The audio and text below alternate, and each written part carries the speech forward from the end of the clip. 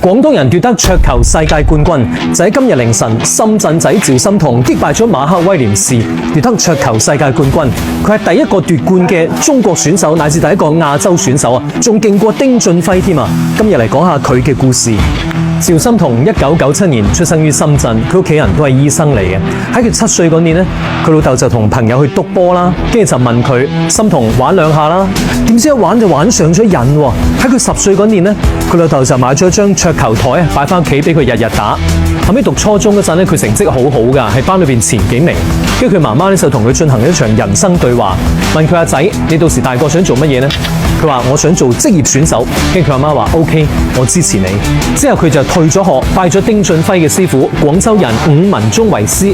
後尾又入讀咗英國嘅斯諾克學院，喺外國去進修，一路成為咗職業選手，從青年賽到成人賽獲獎無數啊！但係佢嘅職業生涯咧都唔係一帆風順嘅。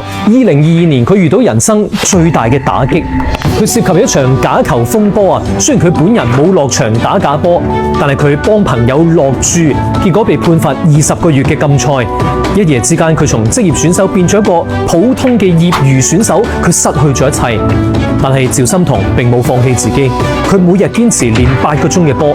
喺舊年復出之後啊，佢以業餘選手嘅身份連贏32場，攞咗4個冠軍，終於企翻喺斯諾克世錦賽嘅舞台上，成為第一個奪冠嘅中國人乃至亞洲選手。